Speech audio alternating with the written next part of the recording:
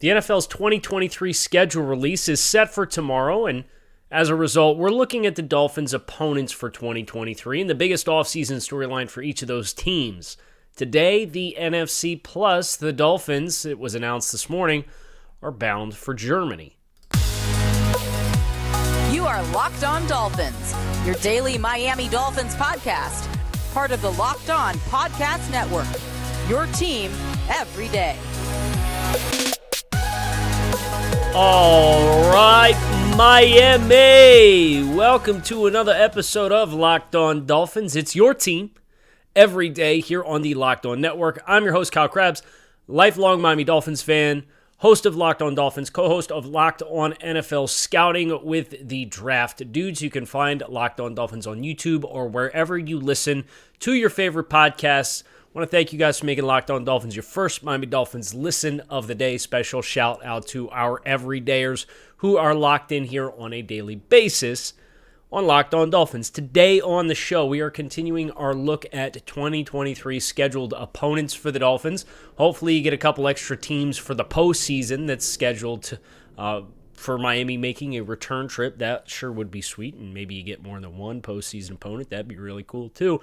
But the NFC side of the fence for the Dolphins is kind of what makes this schedule challenging for Miami in my eyes, because you have the NFC East. You also have the NFC South second place finisher. And then the big shoe that's already dropped that we became aware of this morning was the NFL has announced all of their international games for 2023, and the Dolphins will be playing in one of those. They're scheduled to take their road game that was originally scheduled for Arrowhead against the Chiefs, and that will be played in Germany. So no Tyreek Hill revenge game in Arrowhead against the Chiefs faithful in Kansas City and a return to Kansas City, because they will be playing that game overseas. I have some thoughts on that game as well that we'll tuck in at the end of today's show. We're going to start on the NFC side of the fence. NFC East. Obviously, you have the defending NFC champion Philadelphia Eagles are the first team that comes to mind when you are thinking about the Dolphins playing the NFC East, and this will be a road game for Miami. They will be playing in Philadelphia. As far as Philadelphia and what their season has unfolded for them, they managed to bring back a lot of what they had at their disposal last year, and that wasn't necessarily expected for them to be able to bring back both the corners, James Bradberry and Darius Slay. That's a huge win for the Philadelphia Eagles. Now, they made some changes peripherally. Chauncey Gardner-Johnson at safety is no longer here. You lost Miles Sanders in free agency. Jalen Hurts going to have to take another step forward as a quarterback. But when I think about the big storyline for the Eagles and the Dolphins getting ready to play this team at some point in 2023, they lost both their offensive and defensive coordinators to head coaching jobs. That is not a small thing.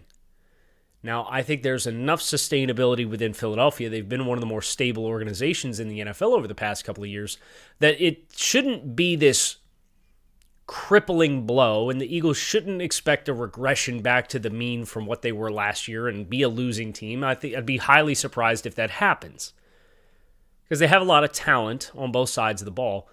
But you have lost Shane Steichen to the Indianapolis Colts, and you have lost Jonathan Gannon to the Arizona Cardinals.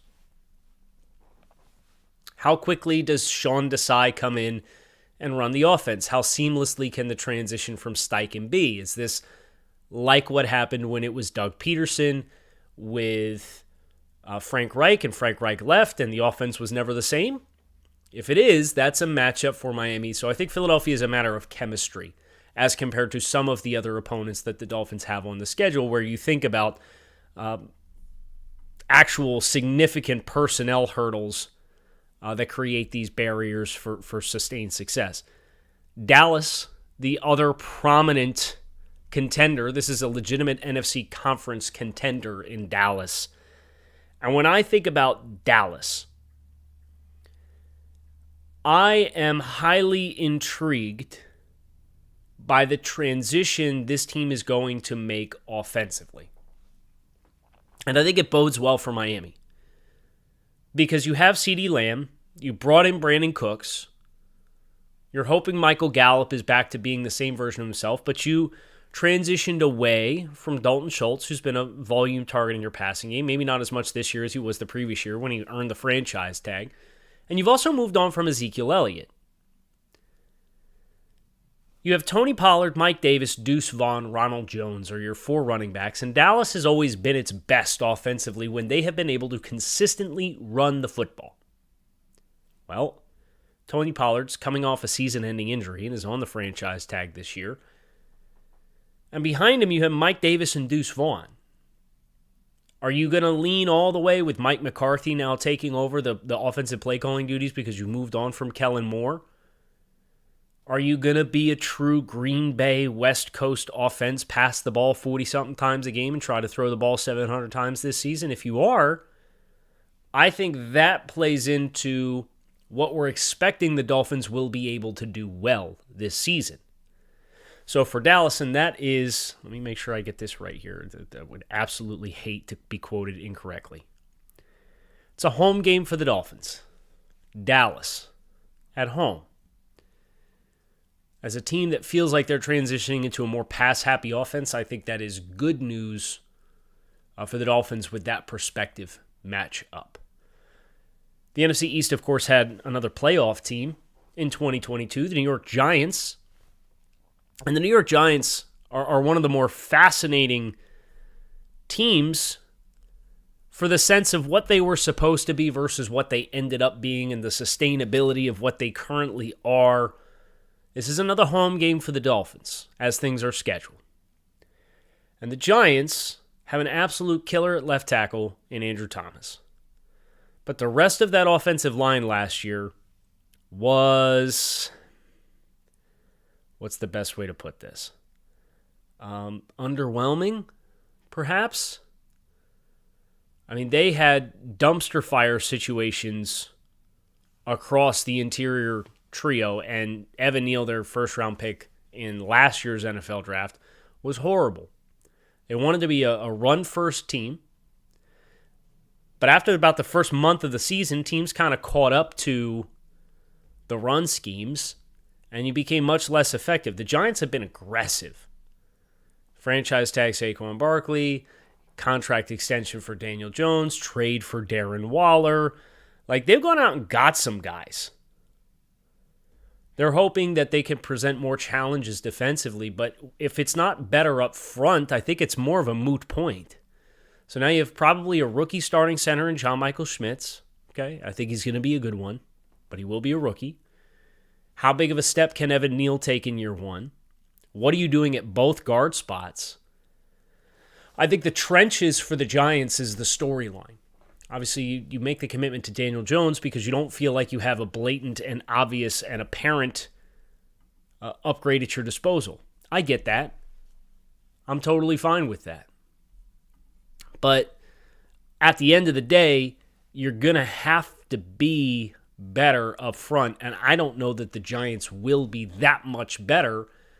And with Miami and what they have and can provide up front on the defensive line, I think that's a big matchup advantage for the Dolphins. We're going to talk about the Washington Commanders, the Carolina Panthers, next here on Locked On Dolphins. But before we do, today's episode of Locked On Dolphins is sponsored by BetterHelp. It's easy to get caught up in what everyone else needs from you and never take a moment to think about what you need from yourself. When you spend all of your time giving, it can leave you feeling stretched thin and burnt out. Therapy can give you the tools to find more balance in your life so you can keep supporting others without leaving yourself behind. If you're thinking about starting therapy, give BetterHelp a try. It's done entirely online. It's designed to be convenient, flexible, and suited to your schedule. You fill out a brief questionnaire to get matched with a licensed therapist, and then you can switch therapists at any time for no additional charge. Find more balance with BetterHelp. Visit BetterHelp.com/lockedon today to get 10% off your first month. That is BetterHelp, HELP.com/lockedon. The Washington Commanders are a big mystery team. They're competitive. They were competitive last year. 8-1. Played some good defense. Had some really good skill players. Brian Robinson was an awesome story coming back from getting shot in the summertime. A very scary situation. He's back on the football field and played well for the Commanders. But Washington is making this, feels like a massive leap of faith with their quarterback situation in Sam Howell. There's a familiar face here in Jacoby Brissett, who's the new backup. But they went from Taylor Heineke and Carson Wentz to Sam Howell and Jacoby Brissett, and it feels like they are all in on Sam Howell. Sam Howell was a 5th-round draft choice out of a not very pro-friendly offense in North Carolina in the 2022 NFL Draft. He's only thrown a handful of footballs in an NFL setting, and he has been effectively given the keys to Eric Bieniemy's offense. He's the guy. How effective is he going to be as the guy? That is going to define a lot of Washington's season. As you look over on the defensive side of the ball, and you got Jonathan Allen, Daron Payne, Montez Sweat, Chase Young, who has been injured for the better part of the last 2 seasons, but is still superbly talented. A first-round corner in Emmanuel Forbes to go with Kendall Fuller. Have some really good young safeties. They've invested in linebacker with Cody Barton from the Seattle Seahawks. Up front, Andrew Norwell, Sam Cosmi, Andrew Wiley. Ricky Stromberg's a 3rd-round pick. Like, they've got some pieces. Jahan Dotson and Terry McLaurin at wide receiver. This has the look and feel of a very competitive roster. But you have all of your eggs in one basket. And that basket is Sam Howell. In a year in which Washington has been stuck in neutral for the past few seasons, Ron Rivera, there's new ownership, so everybody's kind of eager to win. And that's a lot of pressure riding on a 5th-round, second-year quarterback. And that has the potential, in my opinion, to define the Commanders and what they are this season.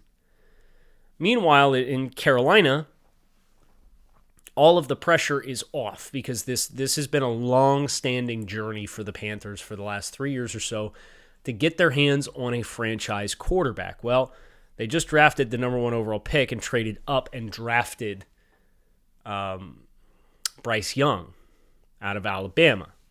Andy Dalton is there as the veteran. Sounds like Andy Dalton's going to get the chance to start and kind of slow roll Bryce Young into the starting lineup.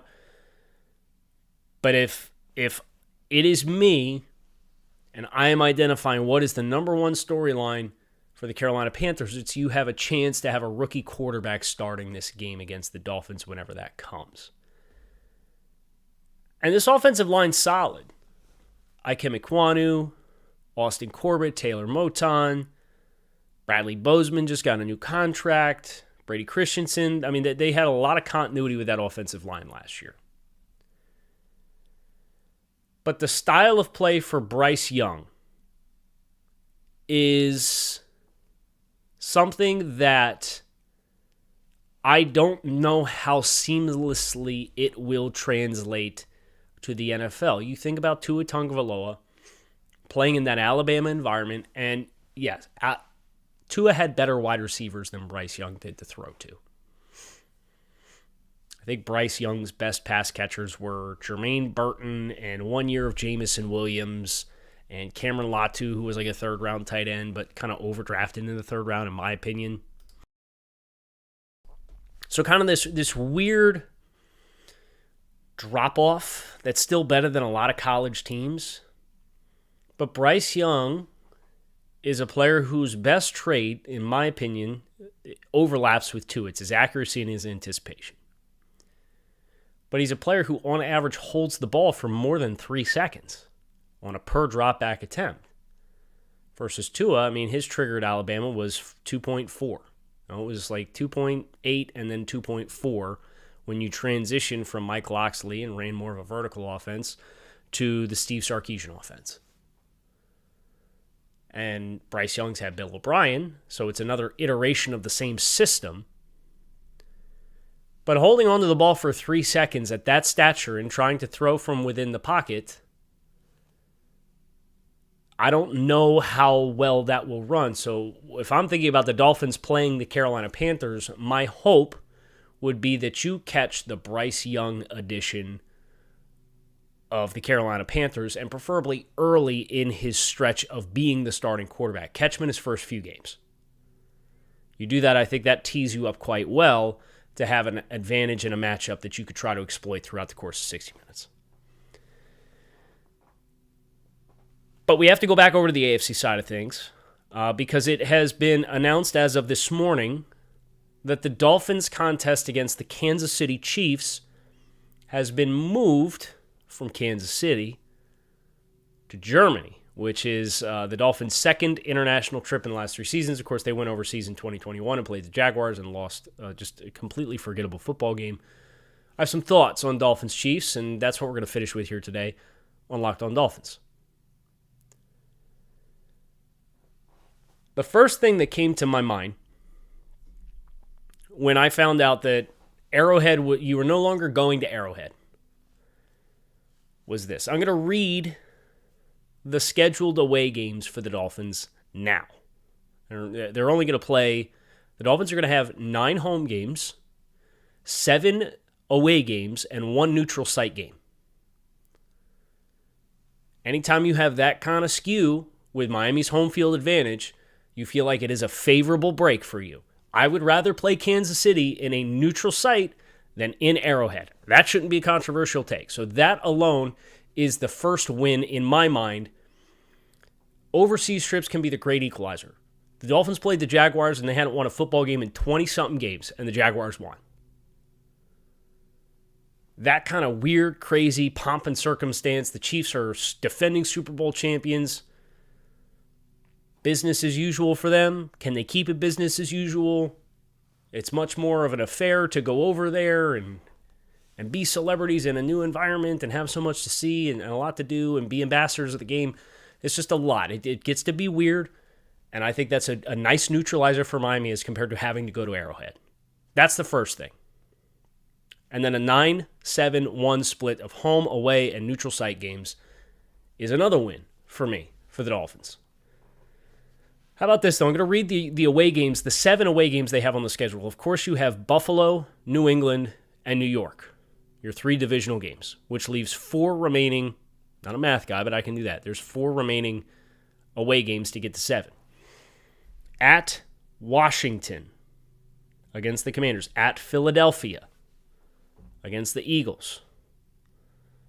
You have at Los Angeles and at Baltimore. So you're home, right? That's East Coast. Baltimore, East Coast. Philadelphia, East Coast. New England, East Coast.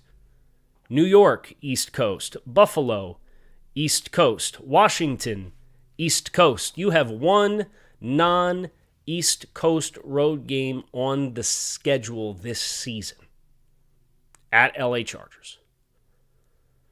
That's a win. Of course, Miami had the double-dip West Coast trip last year, which ended up being catastrophic for Miami. They lost both games. Kind of offense fell flat both of those games against the 49ers and against the Chargers in spite of some explosive plays, whether they be 75-yard touchdown passes to Trent Sherfield or 50-something yard touchdown bombs to Tyreek Hill or Tyreek Hill's 60-yard fumble recoveries for touchdowns. Like, whatever the big plays were, if it wasn't that, it was very streaky. And that was 2 weeks back-to-back as Miami was coming out of that big 5-game winning streak. They beat the Texans, and then they have to do the double-dip West Coast trip and then go to Buffalo in a 3-week stretch. And they lost both those games, and you're 8-3, and you look up and you're 8-6. To only have 1 non-East Coast trip that would interrupt your body clock, interrupt your routine, interrupt your ability to get prepared to play a football game, all of that, that's a win as far as I'm concerned. So you'll look at the strength of schedule, you'll look at the win-loss record last year, and the Dolphins have one of the more intimidating, I believe they're number 2 in the NFL in just raw strength of schedule based off last year's records. And I get it. That's imposing. But if you look at how it actually starts to shake out and when Miami will have peripheral advantages within these football games, neutral site Chiefs, That's a win versus playing in Kansas City. All these East Coast games, only one long-distance travel trip to the West Coast in which you have to reset your body clock. That's a win for Miami. So, and I think you're drawing some really good teams at home that are in these weird transitional periods. And we'll talk more about it when we do the actual schedule release. We got to talk about Tyler Kroft, the new tight end that the Dolphins have announced that they've signed. We got to do some content on him. I have a wish list for things that I would like to see for the Dolphins.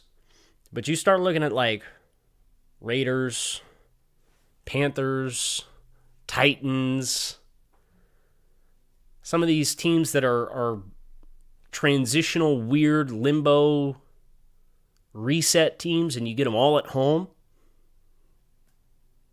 I think there's some things in the Dolphins' advantage with the way that this schedule, beyond just what their win record was last year. And there's not even a strong correlation from win record one year to another. You talk about parity across the league. We got a lot to cover, which is why you need to keep it locked in right here on Locked On Dolphins. It's your team every day. Appreciate you for checking out the show. Appreciate the everydayers who do keep it locked in on a daily basis. You can find us on YouTube or wherever you listen to your favorite podcast, but that is going to do it for me here today on this episode of Locked On Dolphins. We are out of here. Make it a great rest of your Wednesday. I'll be back to talk to y'all again soon. Peace. Fins up.